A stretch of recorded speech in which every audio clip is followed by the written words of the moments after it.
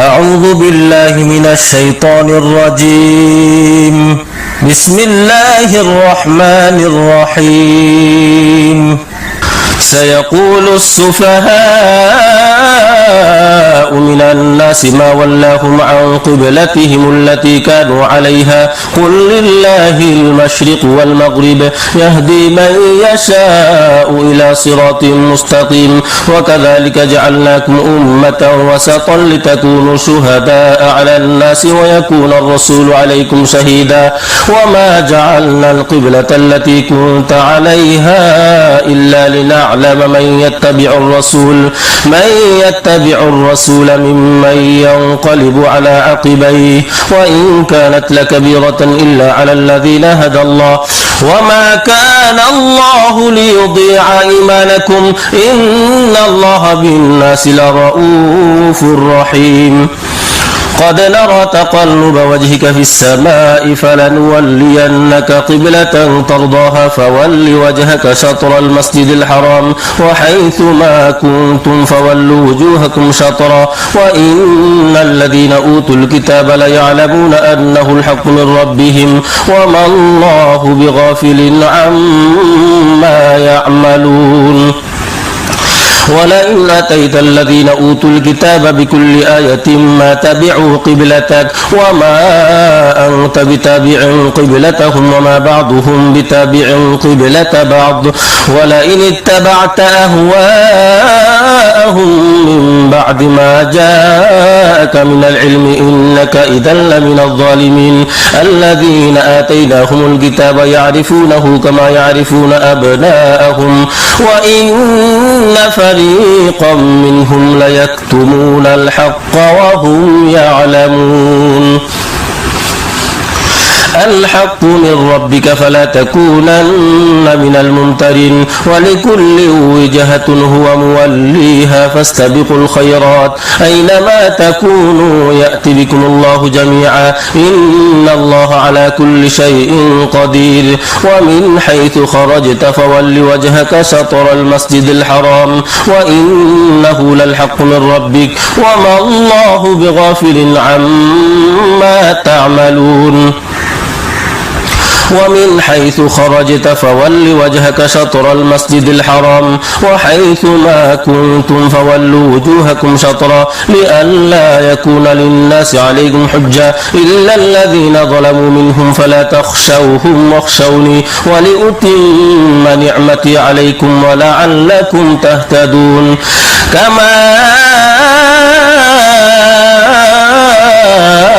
أرسلنا فيكم رسولا منكم يتلو عليكم آياتنا ويزكيكم ويعلمكم الكتاب والحكمة ويعلمكم ما لم تكونوا تعلمون فاذكروني أذكركم واشكروا لي ولا تكفرون. يا أيها الذين آمنوا استعينوا بالصبر والصلاة إن الله مع الصابرين ولا تقولوا لمن يقتل في سبيل الله أموات بل أحياء ولكن لا تشعرون. ولنبلونكم بشيء من الخوف والجوع ونقص من الأموال والأنفس والثمرات وبشر الصابرين الذين إذا أصابتهم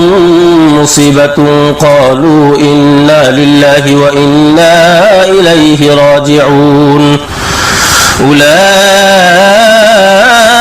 عليهم صلوات من ربهم ورحمة وأولئك هم المهتدون. إن الصفا والمروة من شعائر الله فمن حج البيت أو اعتمر فلا جناح عليه أن يطوف بهما ومن تطوع خيرا فإن الله شاكر عليم. إن الذين يكتمون ما أنزلنا من البينات والهدى من بعد ما بيناه للناس في الكتاب أولئك يلعنهم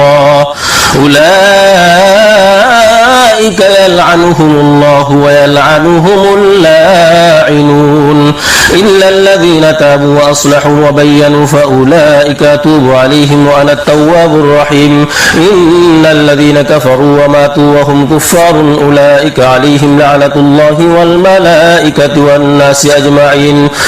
خالدين فيها لا يخفف عنهم العذاب ولا هم ينظرون وإلهكم إله واحد لا إله إلا هو الرحمن الرحيم. إن في خلق السماوات والأرض واختلاف الليل والنهار والفلك التي تجري في البحر بما ينفع الناس وما أنزل الله من السماء من ماء فأحيا به الأرض بعد موتها وبث فيها من كل دابة وتصريف الرياح والسحاب المسخر بين السماء والأرض لآيات لقوم يعقلون. ومن الناس من يتخذ من دون الله أندادا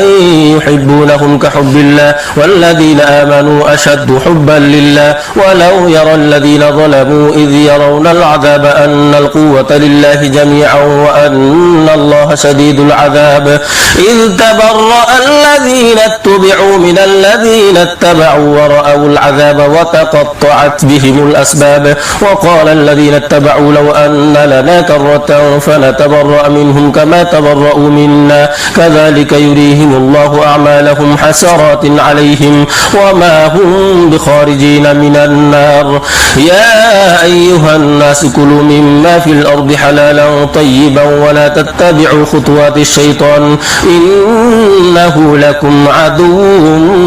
مبين. إنما يأمركم بالسوء والفحشاء وأن تقولوا على الله ما لا تعلمون وإذا قيل لهم اتبعوا ما أنزل الله قالوا بل نتبع ما ألفينا عليه آباءنا أولو كان آباؤهم لا يعقلون شيئا ولا يهتدون ومثل الذين كفروا كمثل الذي ينعق بما لا يسمع إلا دعاء ونداء صم بكم عمي فهم لا يعقلون. يا أيها الذين آمنوا كلوا من طيبات ما رزقناكم واشكروا لله إن كنتم إياه تعبدون. إنما حرم عليكم الميتة والدم ولحم الخنزير وما أهل به لغير الله فمن اضطر غير باغ ولا عاد فلا إثم عليه إن الله غفور رحيم. إن الذين يكتمون ما أنزل الله من الكتاب ويشترون به ثمنا قليلا أولئك ما يأكلون في بطونهم إلا النار ولا يكلمهم الله يوم القيامة ولا يزكيهم ولهم عذاب أليم. أولئك الذين اشتروا الضلالة بالهدى والعذاب بالمغفرة فما أصبرهم على النار ذلك بأن الله نزل الكتاب بالحق وإن الذين اختلفوا في الكتاب لفي شقاق بعيد. ليس البر أن تولوا وجوهكم قبل المشرق والمغرب ولكن البر من آمن بالله واليوم الآخر والملائكة والكتاب والنبيين وآتى المال على حبه ذوي القربى واليتامى والمساكين وابن السبيل والسائلين وفي الرقاب وأقام الصلاة وآتى الزكاة والموفون بعهدهم إذا عاهدوا والصابرين في البأساء والضراء وحين البأس أولئك الذين صدقوا وأولئك هم المتقون. يا أيها الذين آمنوا كتب عليكم القصاص في القتلى الحر بالحر والعبد بالعبد والأنثى بالأنثى فمن عفي له من أخيه شيء فاتباع بالمعروف وأداء إليه بإحسان ذلك تخفيف من ربكم ورحمة فمن اعتدى بعد ذلك فله عذاب أليم. ولكم في القصاص حياة يا أولي الألباب لعلكم تتقون كتب عليكم إذا حضر أحدكم الموت إن ترك خيرا الوصية للوالدين والأقربين بالمعروف حقا على المتقين فمن بدله بعدما سمعه فإنما إثمه على الذين يبدلون إن الله سميع عليم فمن خاف من موص جنفا أو إثما فأصلح بينهم فلا إثم عليه إن الله غفور رحيم يا أيها الذين آمنوا كتب عليكم الصيام كما كتب على الذين من قبلكم لعلكم تتقون أياما معدودات فمن كان منكم مريضا أو على سفر فعدة من أيام أخر وعلى الذين يطيقونه فدية طعام مسكين فمن تطوع خيرا فهو خير له وأن تصوموا خير لكم إن كنتم تعلمون شهر رمضان الذي أنزل فيه القرآن هدى للناس وبينات من الهدى والفرقان فمن شهد منكم الشهر فليصم ومن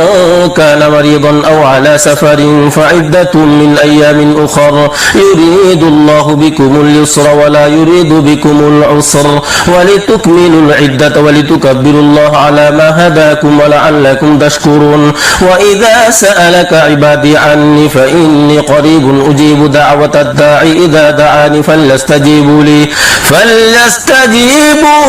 وليؤمنوا بي لعلهم يرشدون أحل لكم ليلة الصيام الرفث إلى نسائكم هن لباس لكم وأنتم لباس لهن علم الله أنكم كنتم تختانون أنفسكم فتاب عليكم وعفى عنكم فالآن باشروهن وابتغوا ما كتب الله لكم وكلوا واشربوا حتى يتبين لكم الخيط الأبيض من الخيط الأسود من الفجر ثم أتموا الصيام إلى الليل ولا تباشروهن وأنتم عاكفون في المساجد تلك حدود الله فلا تقربوها كذلك يبين الله آياته للناس لعلهم يتقون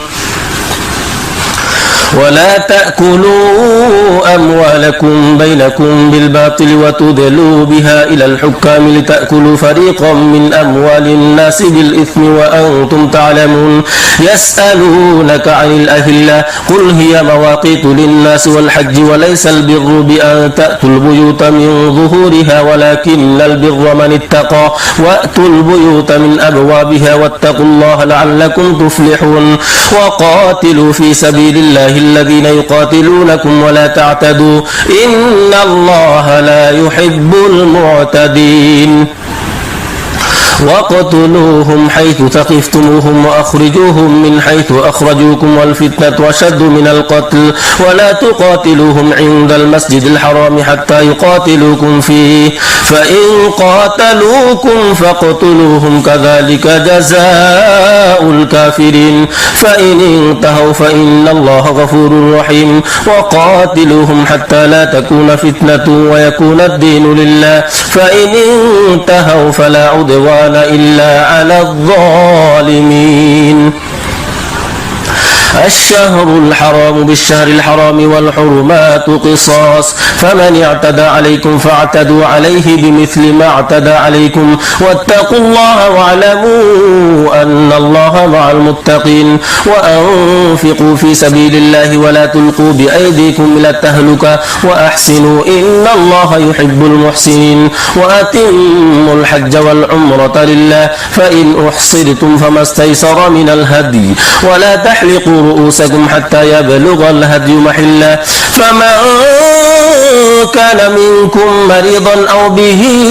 أذى من رأسه ففدية من صيام أو صدقة أو نسك فإذا أمنتم فمن تمتع بالعمرة إلى الحج فما استيسر من الهدي فمن لم يجد فصيام 3 أيام في الحج و7 إذا رجعتم تلك 10 كاملة ذلك لمن لم يكن أهله حاضر المسجد الحرام واتقوا الله واعلموا أن الله شديد العقاب الحج أشهر معلومات فمن فرض فيهن الحج فلا رفث ولا فسوق ولا جدال في الحج وما تفعلوا من خير يعلمه الله وتزودوا فإن خير الزاد التقوى واتقون يا أولي الألباب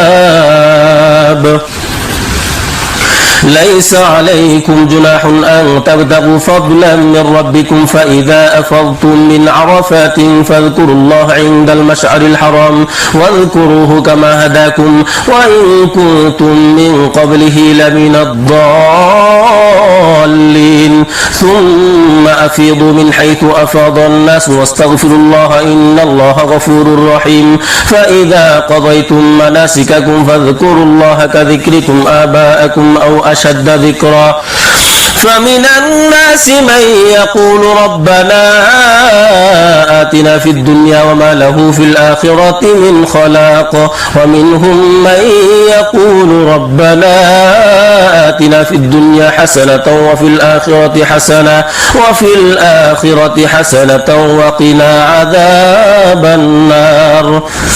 أولئك لهم نصيب مما كسبوا والله سريع الحساب واذكروا الله في أيام معدودات فمن تعجل في يومين فلا إثم عليه ومن تأخر فلا إثم عليه لمن اتقى واتقوا الله واعلموا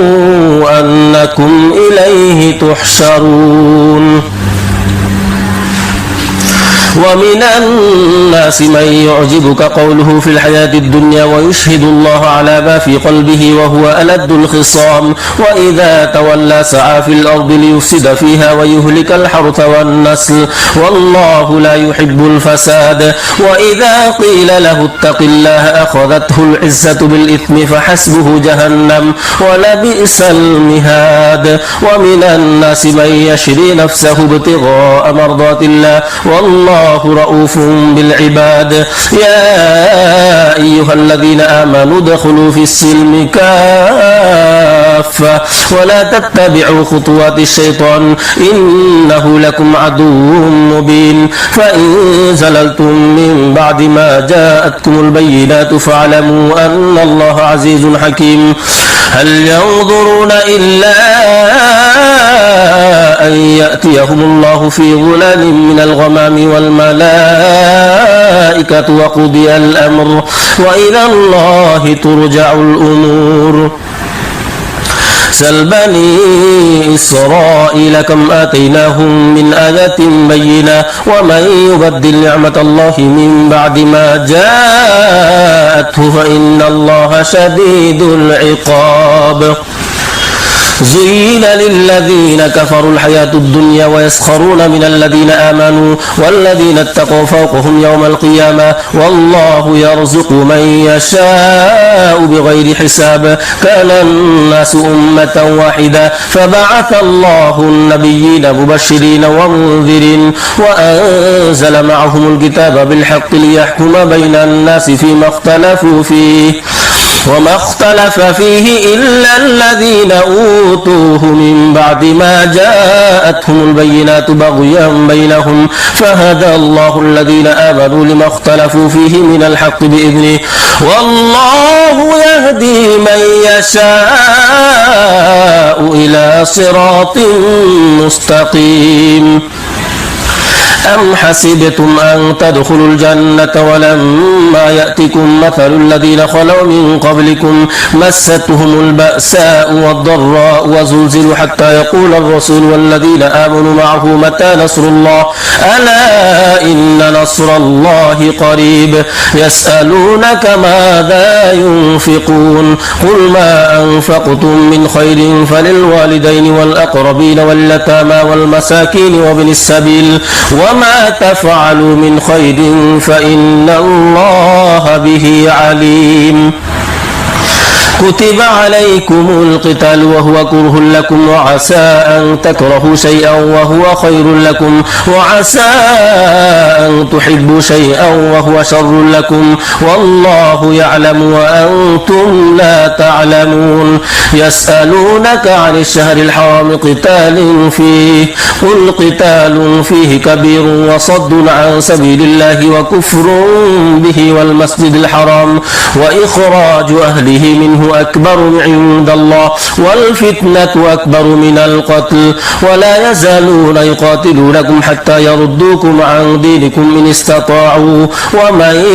يرتد منكم عن دينه فيمت وهو كافر فأولئك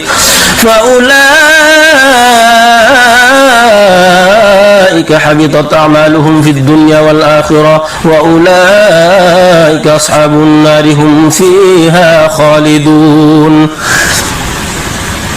إن الذين آمنوا والذين هاجروا وجاهدوا في سبيل الله أولئك يرجون رحمة الله والله غفور رحيم يسألونك عن الخمر والميسر قل فيهما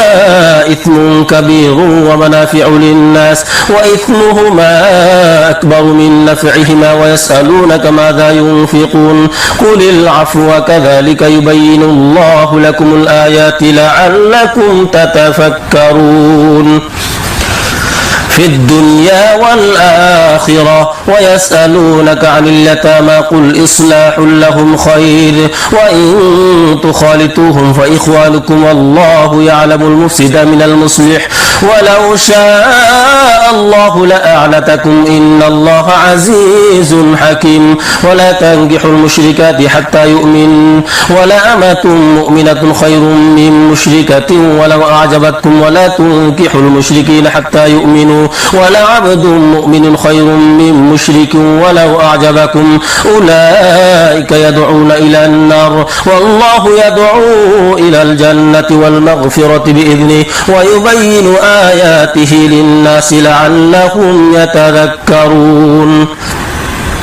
ويسألونك عن المحيض قل هو أذى فاعتزلوا النساء في المحيض ولا تقربوهن حتى يطهرن فإذا تطهرن فأتوهن من حيث أمركم الله إن الله يحب التوابين ويحب المتطهرين نساؤكم حرث لكم فأتوا حرثكم أن شئتم وقدموا لأنفسكم واتقوا الله واعلموا أنكم ملاقوه وبشر المؤمنين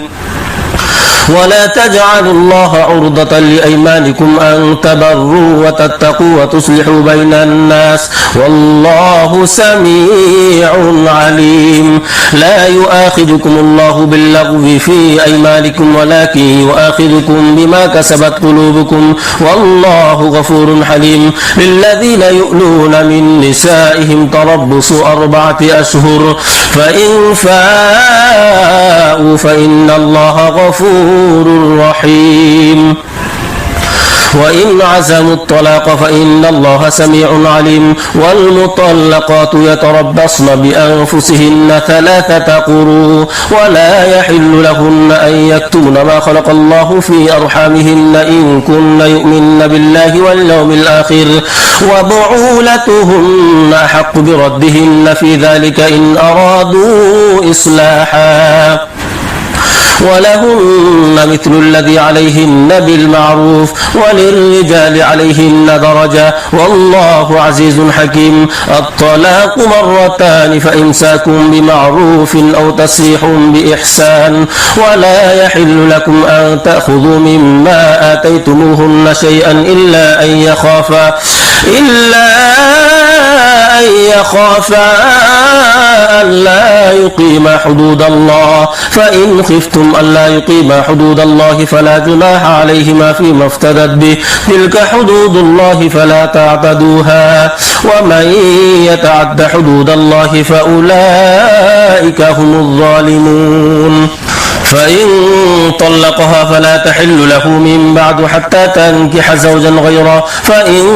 طلقها فلا جناح عليهما أن يتراجعا إن ظنا أن يقيما حدود الله وتلك حدود الله يبينها لقوم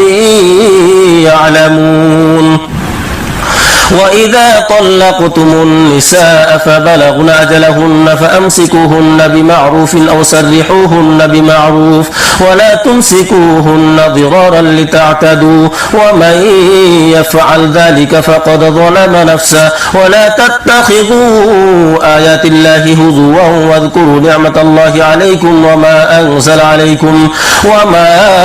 أنزل عليكم من الكتاب والحكمة يعظكم به واتقوا الله واعلموا أن الله بكل شيء عليم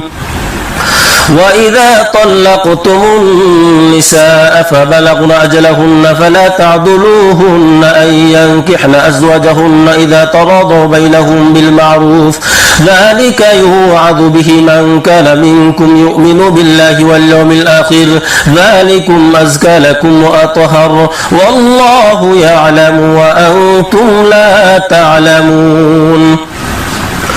والوالدات يرضعن أولادهن حولين كاملين لمن أراد أن يتم الرضاعة وعلى المولود له رزقهن وكسوتهن بالمعروف لا تكلف نفس إلا وسعها لا تضار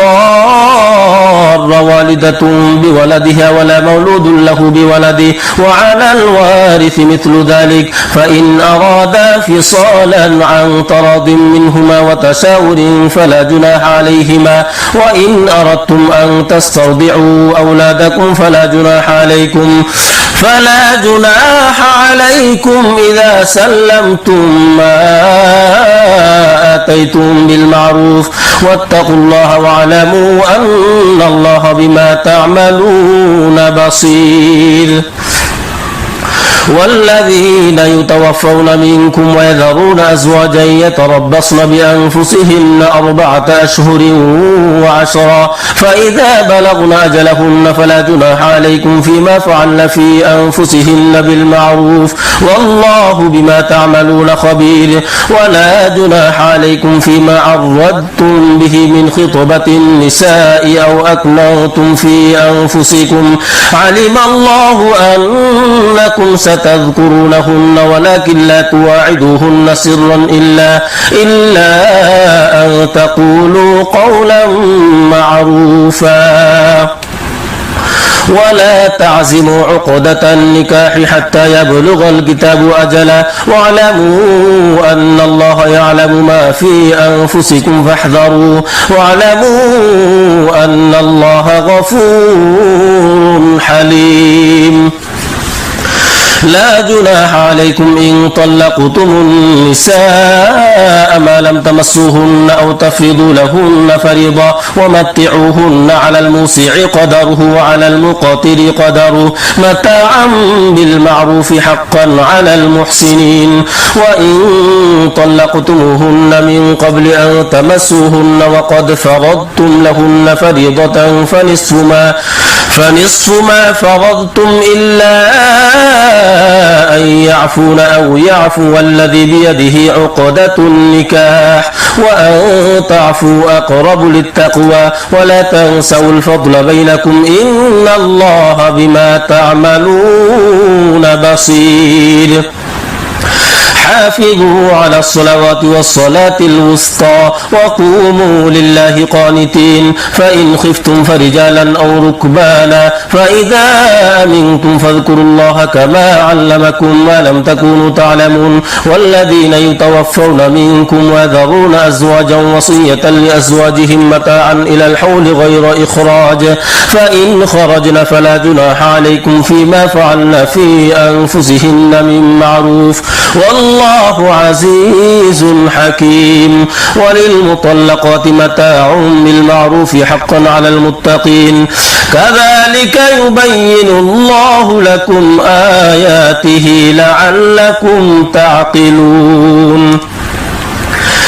ألم تر إلى الذين خرجوا من ديارهم وهم ألوف حذر الموت فقال لهم الله موتوا ثم أحياهم إن الله لذو فضل على الناس ولكن أكثر الناس لا يشكرون. وقاتلوا في سبيل الله واعلموا أن الله سميع عليم. من ذا الذي يقرض الله قرضا حسنا فيضاعفه له أضعافا كثيرة والله يقبض ويبسط وإليه ترجعون. ألم تر إلى الملأ من بني إسرائيل من بعد موسى إذ قالوا لنبي له ابعث لنا ملكا نقاتل في سبيل الله قال هل عسيتم إن كتب عليكم القتال ألا تقاتلوا قالوا وما لنا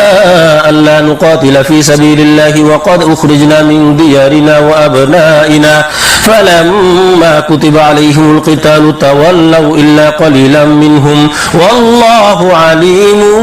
بالظالمين.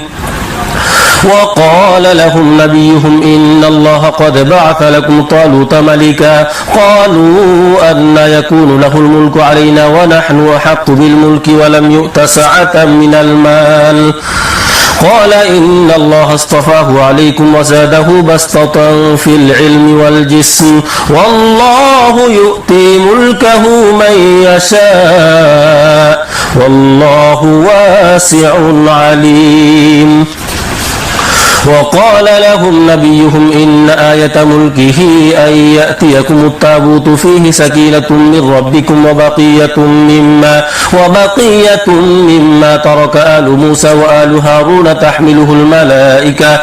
إن في ذلك لآية لكم إن كنتم مؤمنين. فلما فصل طالوت بالجنود قال إن الله مبتليكم بنهر فمن شرب منه فليس مني ومن لم يطعمه فإنه مني إلا من اغترف غرفة بيده فشربوا منه إلا قليلا منهم فلما جاوزه هو والذين آمنوا معه قالوا لا طاقة لنا اليوم بجالوت وجنوده قال الذين يظنون أنهم ملاقوا الله كم من فئة قليلة غلبت فئة كثيرة بإذن الله والله مع الصابرين. ولما برزوا لجالوت وجنوده قالوا ربنا